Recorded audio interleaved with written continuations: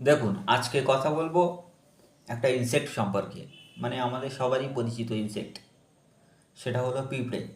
আজকে পিঁপড়ে নিয়ে কিছু কথা বলবো।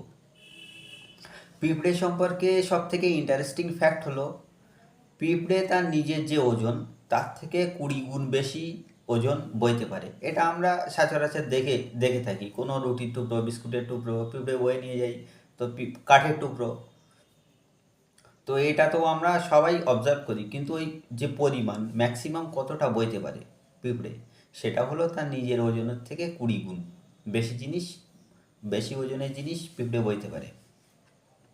তারপরে আর একটু যদি দেখি, তাহলে সারা পৃথিবীতে পিঁপড়ের সংখ্যা কত?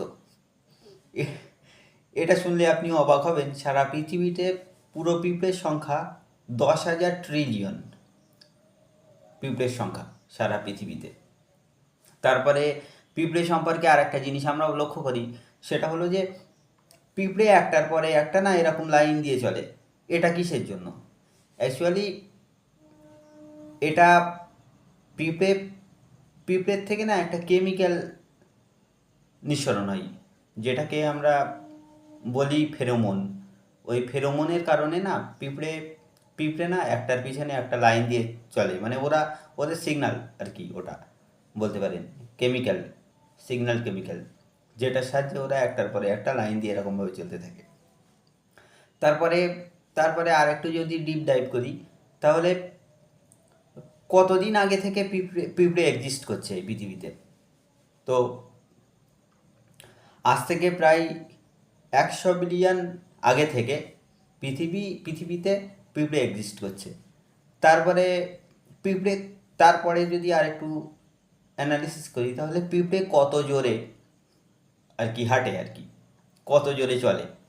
তো পৃথিবীতে যত রকম পিঁপড়ের প্রজাতি পাওয়া যায়, তার থেকে সব থেকে ফাস্টেস্ট পিঁপড়ে যে জোরে হাঁটে সেটা হলো আপনার 3 মাইল পার আওয়ার।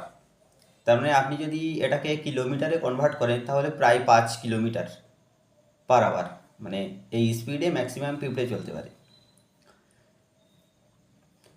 তারপরে পিঁপড়ে কতদিন বাঁচে, এটাও একটা বড় প্রশ্ন। তো সব থেকে ম্যাক্সিমাম যে পিঁপড়ে বাঁচে তাকে বলা হয় কুইন অ্যান্ট। হয়তো এটা একটা বিশেষ প্রজাতির পিঁপড়েই হবে। তো এরা ম্যাক্সিমাম 15 বছর বাঁচে। তারপরে পিঁপড়ের কত প্রজাতি সারা পৃথিবীতে, এটা আজ পর্যন্ত কাউন্ট হয়েছে যে পৃথিবীর মোটামুটি 12,000 প্রজাতি আজ পর্যন্ত, মানে কাউন্ট হয়েছে আর কি।